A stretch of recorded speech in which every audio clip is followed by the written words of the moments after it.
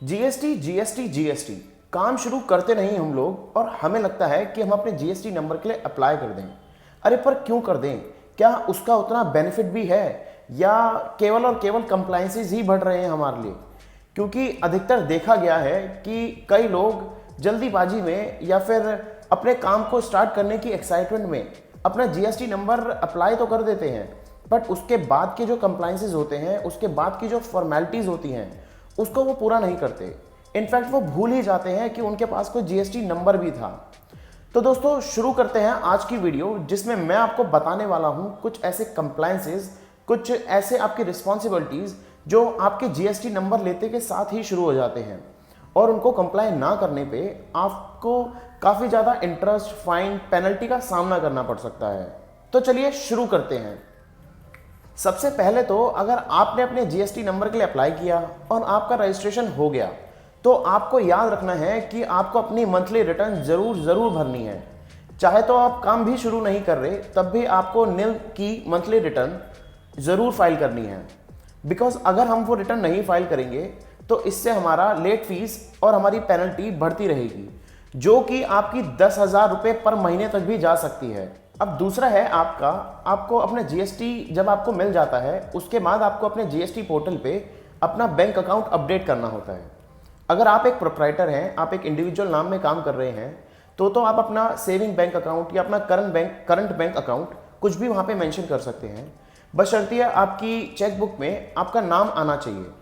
और अगर आप कोई कंपनी है या कोई और एंटिटी है अदर देन इंडिविजुअल प्रोप्राइटर, तो आपके लिए करंट अकाउंट मैंडेटरी हो जाता है। तीसरा है आपका, जो आपने खुद भी अपने आसपास मार्केट्स में काफ़ी ज़्यादा नोटिस किया होगा, काफ़ी सारी शॉप्स अपना जीएसटी नंबर के लिए अप्लाई तो कर देती हैं और उनका रजिस्ट्रेशन भी हो जाता है, बट उसमें वो अपने शॉप के बाहर अपने बोर्ड पे अपना जीएसटी नंबर मेंशन करना भूल जाते हैं और अपने शॉप के अंदर भी अपना जीएसटी का रजिस्ट्रेशन सर्टिफिकेट लगाना भूल जाते हैं।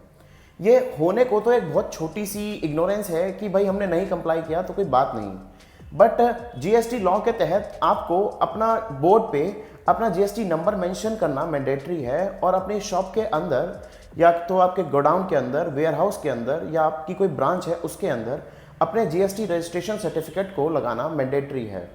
अब इसका कंप्लाई ना करने पे अगर आपके यहाँ पे कोई जीएसटी की सर्च होती है या जीएसटी का कोई ऑफिसर आता है, तो आप उसकी डिस्क्रिप्शन पे हैं। अगर वो चाहता है तो आपको 50,000 तक की, मतलब 50,000 तक की मैक्सिमम पेनल्टी वो आप पे इम्पोज कर सकता है। तो इस भारी पेनल्टी से बचने के लिए आपको जल्द से जल्द अपने बोर्ड पे अपना जीएसटी नंबर मेंशन करना होता है और अपने शॉप के अंदर अपना रजिस्ट्रेशन सर्टिफिकेट लगाना होता है। नेक्स्ट पॉइंट है हमारा एचएसएन कोड से रिलेटेड। एचएसएन कोड को हम कभी भी ऐसे मैंडेटरी नहीं समझते और उसे कभी भी मेंशन नहीं करते, बट अब 1 अप्रैल से आपका एचएसएन कोड को मेंशन करना मैंडेटरी हो गया है। तो अगर आपकी टर्नओवर 5 करोड़ तक है तो आपके लिए एचएसएन कोड के 4 डिजिट मेंशन करने मैंडेटरी हैं। अगर आपकी टर्नओवर 5 करोड़ से ऊपर है, यानी कि 5 करोड़ से ज़्यादा है, तो आपके लिए 6 डिजिट एचएसएन कोड मेंशन करना मैंडेटरी है। अगर आप किसी ऐसे स्पेसिफिक गुड्स में काम करते हैं या फिर केमिकल्स में काम करते हैं, तो आपके लिए 8 digit of HSN code mention करना मैंडेटरी है। दोस्तों अब मैं आपको देना चाहता हूं कुछ ऐसी एडवाइस जो कि आपकी आईटीसी से, इनपुट टैक्स क्रेडिट से रिलेटेड है। तो बेसिकली हम क्या करते हैं कि हम अपने जीएसटी में इनपुट क्लेम करे चले जाते हैं, जबकि वो इनपुट हमारी जीएसटी 2A में आ भी नहीं रहा होता। तो वो सारा इनपुट हमको अलाउड नहीं होता और हमें वो वाला इनपुट अपने खुद की रिटर्न्स में, अपनी खुद की 3B में क्लेम करने से बचना चाहिए। दूसरी हम सबसे कॉमन प्रैक्टिस ये दिखाते हैं कि हम अपने ब्लॉक्ड आईटीसी को या अपने इनएलिजिबल आईटीसी को भी क्लेम कर लेते हैं। अरे जब वो वाला आईटीसी हमको एलिजिबल ही नहीं है, हम उसे क्लेम ही नहीं कर सकते, तो क्यों हम उसको क्लेम करके फ्यूचर में पेनल्टीज़ की ओर जाएं।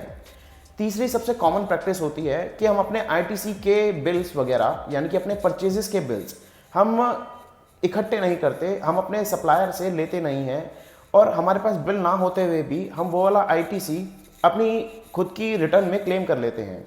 तो ये भी एक फॉल्स प्रैक्टिस है और हमें ऐसा नहीं करना। अब मैं आपको जो बात बताने जा रहा हूँ वो हमारा एज अ जीएसटी प्रैक्टिशनर भी हमारे लिए यूज़फुल है, और अगर हम बिजनेस ओनर हैं, हम अपना खुद का जीएसटी अप्लाई किया है, तो भी ये हमारे लिए काफ़ी ज़्यादा यूज़फुल है कि हमें अपने जीएसटी के पोर्टल पे अपना खुद का मेल और खुद का नंबर ही देना चाहिए। तो अगर आप एक बिजनेस ओनर है तो ये आपके लिए कैसे यूज़फुल है? एक तो आपको टाइम टू टाइम पे पता लगता रहेगा कि आपको क्या नोटिस आया, आपने क्या रिटर्न फाइल करी और ये सब। ऐसे ही अगर आप एक जीएसटी प्रैक्टिशनर हैं तो भी आपके लिए काफ़ी यूज़फुल है कि आप अपने क्लाइंट का ही नंबर जीएसटी पोर्टल पे डालें और क्लाइंट की ईमेल जीएसटी पोर्टल पे डालें, जिससे अगर फ्यूचर में कोई भी प्रोसीडिंग होती है तो आप एक तरीके से ये कह सकते हैं कि हाँ, हम क्लाइंट के बेसिस पे ही, क्लाइंट के एडवाइसेस पे ही और क्लाइंट के प्रोवाइडेड डाटा पे ही हमने सारी जीएसटी रिटर्न्स फाइल करी हैं। दोस्तों, अब ये तो सारी बात हो गई हमारी जीएसटी रजिस्ट्रेशन से लेके पूरे प्रोसेस की। पर अगर अब हम अपना जीएसटी रजिस्ट्रेशन सरेंडर करना चाहते हैं या फिर जीएसटी ऑफिसर ने खुद हमारा जीएसटी कैंसिल कर दिया है, तो क्या हमारा जीएसटी कैंसिल हो गया, अब हमारे पे कोई रिस्पॉन्सिबिलिटी नहीं है? नहीं, उसके बाद भी आपकी 2 रिस्पॉन्सिबिलिटी हैं। एक तो आपको अपनी जीएसटीआर 10 या वो आपको अपने जीएसटी कैंसिलेशन से या फिर 3 महीने from the date of cancellation order से आपको अपनी जीएसटीआर 10 भरनी है।